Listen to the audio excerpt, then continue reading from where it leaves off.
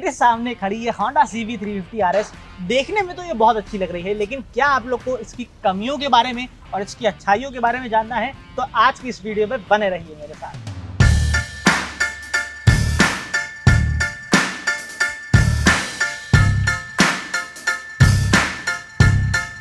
तो आज मैं आप लोग के लिए ये Honda CB350 RS की वीडियो लेकर आ गया हूं, जिसमें मैं आप लोगों को इस बाइक की वो कमियां बताने वाला हूं, वो अच्छाइयां बताने वाला हूं जो शायद आप जानना चाहते हैं। क्योंकि अगर आप लोग इस बाइक को लेने का प्लान बना रहे हैं या फिर आप लोग सोच रहे हैं कि आप लोग को इस बाइक के बारे में पता हो, तो इस बाइक में कुछ ऐसी कमियां हैं जो शायद आपको पहले किसी ने ना बताई हो, और साथ ही साथ इसमें कुछ अच्छाइयां भी हैं जो इस वीडियो में मैं हाईलाइट भी करूंगा। लेकिन अगर आप लोग इस बाइक के बारे में इसके रिव्यू को देखना चाहते हैं तो इस प्रीवियस वीडियो को जाकर जरूर देख लीजिएगा, जिसमें मैंने इस बाइक के बारे में वो सभी चेंजेस को इंक्लूड किया है।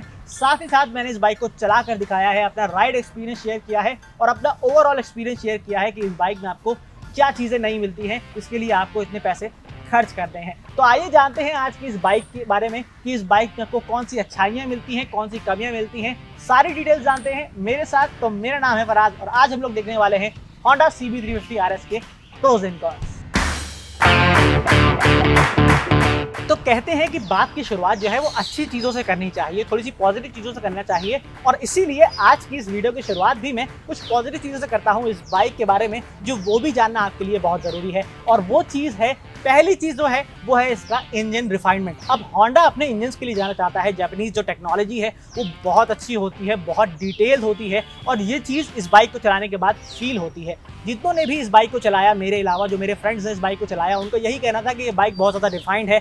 टॉप स्पीड पर भी इसमें आपको ज़्यादा रेविंग नहीं सुनाई देती, इसमें आपको बहुत ज़्यादा साउंड नहीं सुनाई देती, नॉइज़ नहीं आती। तीसरी चीज़, इस बाइक का जो एक्सीलरेशन है वो भी बहुत अच्छा है। अगर आप लोग इसको पहले गियर पर चलाएंगे तो ये बाइक जो है वो पहले गियर पर ही 40 की स्पीड पर चली जाती है, और दूसरे गियर पे ये बाइक 80 की स्पीड पर चली जाती है, और थर्ड गियर पे ये बाइक 100 की स्पीड को आसानी से अचीव कर पाती है। तो ये बाइक चलने में बहुत अच्छी है। और तीसरी चीज़ इसमें ये है कि इसका जो साउंड है वो बहुत अच्छा है। इसमें आपको डग डग फील तो नहीं मिलता रॉयल एनफील्ड की तरह, लेकिन लॉन्ग राइड्स पे इसमें आपको थोड़ा सा रंबल साउंड मिलता है जो कान के लिए काफ़ी अच्छा रहता है।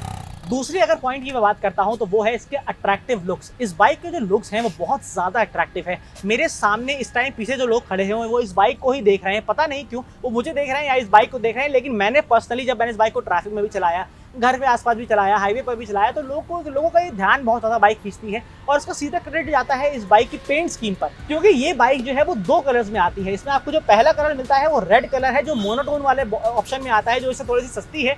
लेकिन जो सेकंड वाला ऑप्शन है ये डुअल कॉम्बिनेशन वाला कलर है, जिसमें आपको ब्लैक और येलो का कॉम्बिनेशन मिल जाता है, जो पर्सनली बहुत ज़्यादा अट्रैक्टिव लगता है सामने से। दूसरा, इसकी लुक्स में ये बात है कि इसकी जो सीट है ये पूरा एक स्क्रैम्बलर वाला लुक देती है, जिसमें आपको एक पैटर्न भी मिल रहा है, और इसकी जो कुशनिंग है वो भी थोड़ी सी पहले के मुकाबले, हाइनेस के मुकाबले थोड़ी सी हार्ड कर दी गई है। और तीसरी चीज़ जो इस बाइक के बारे में हाईलाइट करना चाहूँगा इसके पॉजिटिव साइड में, वो है कि इस बाइक को जो डिज़ाइन किया गया है वो बहुत ही थॉटफुल चीज़ है, क्योंकि इस बाइक में आपको कुछ ऐसी चीज़ें मिलती हैं जो आपको बाकी बाइक्स में नहीं मिलती। पहली चीज़ वो है कि इसमें यहाँ पर आप लोग देखेंगे तो यहाँ पर आपको एक लॉक मिलता है, या फिर आप लोग कह सकते हैं कि एक हेलमेट लॉक है। यहाँ पे आप लोग हेलमेट भी बांध सकते हैं, लगा सकते हैं, यहाँ पे रख सकते हैं, या फिर आप लोग यहाँ पे कोई सामान भी छोटा मोटा लगा सकते हैं जो हैंग कर सकते हैं। दूसरी चीज़ मुझे अच्छी लगी कि इसमें आपको इसका जो एग्जॉस्ट है, यहाँ पर इसमें ऊपर एक प्लेटफॉर्म सा बना दिया गया है, जिससे आपकी जो हील होगी वो साइलेंसर पे टच नहीं होगी, वो एग्जॉस्ट पे लगेगी नहीं, और अगर वो गर्म होगा तो आपके जो पैर हैं या फिर आपको जो शूज़ वगैरह है वो ख़राब नहीं होगा।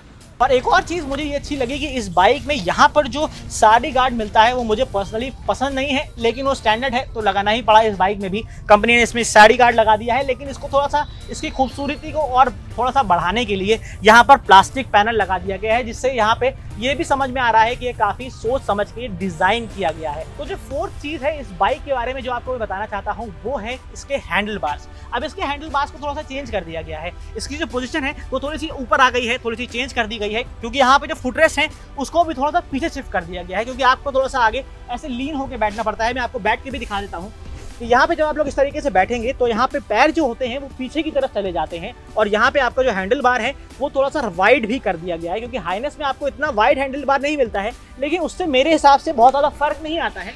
लेकिन इस बाइक में ये चेंजेस हैं, और इस बाइक में ये चीज़ अच्छी चेंज कर दी गई है, क्योंकि जो पोजीशन है वो काफ़ी कंफर्टेबल हो जाती है, काफ़ी थोड़ी सी एग्रेसिव भी बन जाती है, लेकिन उससे आपको बहुत ज़्यादा फर्क नहीं पता चलेगा।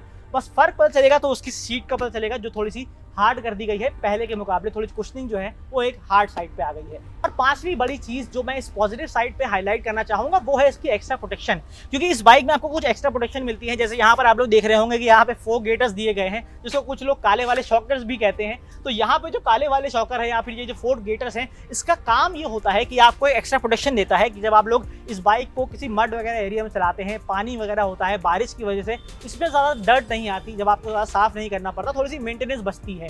लेकिन अगर आपकी जो नॉर्मल बाइक होती है उसमें आपको ऑयल सील लीक होने लगती है अगर यहाँ पे डस्ट चली जाए, तो इस चीज़ को प्रोटेक्ट करने के लिए यहाँ पे फोक गेटर्स दिए गए हैं। और उसी के साथ नीचे जब आप लोग देखेंगे तो यहाँ पर एक प्लेट दी गई है, और उस प्लेट से ये होता है कि ये प्लेट जो है ये अक्सर एडवेंचर बाइक्स में दी जाती है, जिससे थोड़ा सा एक एडवेंचर वाला लुक आ जाता है। क्योंकि बारिश का मौसम है और उसकी वजह से यहाँ पर एक्स्ट्रा प्लेट दी गई है, जिससे आप लोगों की जो मड होगी वो इंजन पे डायरेक्ट नहीं जाएगी, इसमें थोड़ी सी प्रॉब्लम नहीं आएगी। तो ये तो बात हो गई इसकी पॉजिटिव साइड की, लेकिन अब हम लोग चलते हैं इसकी नेगेटिव साइड की तरफ, इसकी कमियों की तरफ, जिसको और इम्प्रूव किया जा सकता था। तो आइए पहली कमी से शुरुआत करते हैं।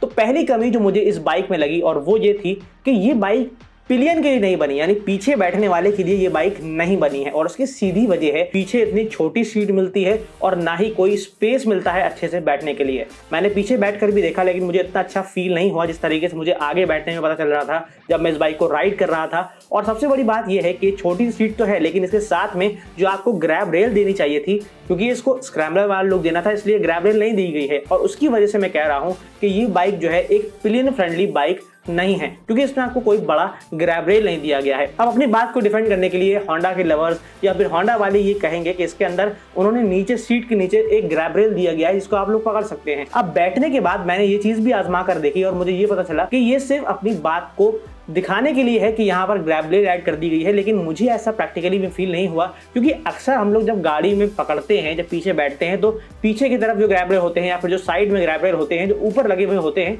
उसको इजीली पकड़ा जा सकता है। लेकिन जब बाइक एक्सेलरेट करती है, जब स्पीड में आगे निकलती है, तब आप लोग सीट के नीचे वाला ग्रैब रेल नहीं ढूंढेंगे, आपको तो ऊपर हाथ में पकड़ने के लिए ग्रैब रेल होना चाहिए। और वो चीज मुझे इस बाइक में मिसिंग लगी है। तो दूसरी बड़ी प्रॉब्लम मुझे इस बाइक के अंदर ये लगी कि जब इस बाइक को महंगा रखा गया है, होंडा हाइनेस से प्राइस इंक्रीज कर दिया गया है, तो सिर्फ लुक्स के लिए ही इसके प्राइस क्यों बढ़ाए गए हैं? बल्कि यहाँ पे तो कुछ एक्स्ट्रा फीचर्स भी मिलने चाहिए थे। बट अब इस बाइक में से फीचर्स बढ़ाने के बजाय कम कर दिए गए हैं। और फीचर कम करने की वजह से इसके जो हैंडल है, वहां पे जो लेफ्ट साइड पे आप देख रहे हैं, वहां पे कोई बटन मिसिंग है। और वो बटन वो है जो एरो वाले बटन होंडा हाइनेस में आप लोग ने देखे थे, जिससे आप लोग इंस्ट्रूमेंट क्लस्टर को टॉगल कर पाते हैं, जिससे आप लोग ट्रिप मीटर चेंज कर पाते, जिससे आप लोग काफी सारे फंक्शनैलिटीज कर पाते। अब ये यहाँ पे मिसिंग है, ये बटन जो दिख रहा है आपको, ये मिसिंग है और इसकी वजह से यहाँ पे बहुत ज्यादा वियर्ड लग रहा है। तो अगर यहाँ पे बटन ऐड कर दिए जाए या फिर कुछ थोड़ा सा एर्गोनॉमिकली इस बाइक को थोड़ा सा करेक्ट कर दिया जाए, तो ये बाइक और भी बेहतर बन सकती है। और तीसरी बड़ी चीज, ये कमी नहीं है बल्कि ये थोड़ा सा चीजें इंप्रूव करी जा सकती है, और वो ये है कि इसका जो मुझे साइड मिरर दिखाई दिया है वो चलाने में इतना वाइड नहीं है जिससे मैं पूरी रोड पीछे देख पाऊं, जैसे बाकी बाइक्स में होता है। या फिर जैसे अगर 350cc सेगमेंट में बात करूं तो मैंने जिस तरीके से मिटियोर के वाइड साइड मिरर्स देखे थे, उस तरीके से मुझे मिरर इसमें नहीं दिखाई दे रहे हैं। और चौथी चीज जो मैं इस बाइक के अंदर हाईलाइट करना चाहूंगा, ये कोई बहुत बड़ी प्रॉब्लम नहीं है बल्कि एक इंप्रूवमेंट एरिया है, या फिर कुछ लोगों के लिए ये बहुत अच्छी बात होगी और कुछ लोगों के लिए कमी बन सकती है। अब मुझे जब मेरे साथ किसी लोगों ने बाइक चलाई तो उन्होंने कहा कि इसके अंदर अगर हील शिफ्टर दे दिया जाता तो ये थोड़ा सा और बेहतर हो जाता, क्योंकि आजकल तो शहरों में ही इतना ट्रैफिक होता है, और अगर आप लोग किसी बड़ी सिटी से हैं तो फिर आपको डेली इतना ट्रैवल करना पड़ जाता है, तो किसी टूरिंग से कम नहीं होता। और उस केस में अगर आपको बार बार गियर बदलना है और गियर बदलने के लिए आपको थोड़ा सा कंफर्टेबल पोजीशन ना मिले, तो उसकी वजह से थोड़ी सी प्रॉब्लम हो जाती है। और इसीलिए इसमें स्पोर्टी लुक देने के लिए होंडा ने यहाँ पे टो शिफ्टर लगा दिए गए हैं, हील शिफ्टर हटा दिया गया है। अब जो लोगों को नहीं समझ में आ रहा है बता दो, जो बड़ा वाला गियर होता है जिसमें आप लोग पीछे से अपनी हील से भी गियर बदल सकते हैं और अपने पैर के आगे टो से भी गियर बदल सकते हैं, तो इसमें हील शिफ्टर हटाकर खाली टो शिफ्टर कर दिया गया है। और नेक्स्ट चीज इसको मैं वाकई में हाईलाइट करना चाहूंगा, वो है सबसे इंपॉर्टेंट चीज, बाइक का कंफर्ट। अब होंडा हाइनेस जब मैंने चलाई तो मुझे वाकई लगा कि उसकी सीट बहुत कंफर्टेबल है, उसकी सीट मुझे वाकई बहुत पसंद आई, क्योंकि वो बहुत सॉफ्ट थी, जिसको आप लोग क्रूजर कह सकते हैं या फिर आप लोग एक क्लासिक क्रूजर कह सकते हैं, जिसमें आप लोग बहुत आराम से लॉन्ग राइड्स कर सकते हैं। वहीं उसके कंपैरिजन में जो उसकी बड़ी बहन है या फिर वो छोटी बहन का वो फीचर ना होने की वजह से, तो इसकी जो कंफर्ट था इसकी सीट के अंदर, वो काफी पतली भी थी और वो थोड़ी सी फर्म कर दी गई है, यानी थोड़ी सी थिकर कर दी गई है, थोड़ी सी सॉलिड हो गई है। तो जो कंफर्ट था, जो आपको हाइनेस में कंफर्ट मिलता है, अगर आप समझ रहे हैं आपने हाइनेस चलाई है, आपको वही कंफर्ट इस CB3 350 RS में मिलेगा तो ऐसा नहीं है। लेकिन सीट कोई ऐसा मेजर चेंज नहीं है जिसके लिए आप लोग बाइक ना खरीदें, बल्कि सीट तो एक ऐसी चीज़ है जो हमेशा लोग कस्टमाइज करा लेते हैं। अच्छी से अच्छी बाइक होती है लेकिन लोगों को अपने कंफर्ट के लिए वो लोग सीट को मॉडिफाई करा लेते हैं। तो सीट आप लोग अपनी अगर लॉन्ग राइड करना चाह रहे हैं तो उसके लिए आप लोग मॉडिफाई भी करा सकते हैं, उसके लिए भी आपको बहुत सारे ऑप्शंस मिल जाएंगे। और सेकंड लास्ट चीज जो मैं इस Honda CB350 RS के बारे में हाईलाइट करना चाहूंगा वो बहुत छोटी सी चीज है, आप लोग बाद में भी लगवा सकते हैं। लेकिन भैया जब आप 10,000 रुपए एक्स्ट्रा दे रहे हैं हाइनेस के DLX मॉडल से, जब आप लोग बेस मॉडल से 10,000 रुपए एक्स्ट्रा पे कर रहे हैं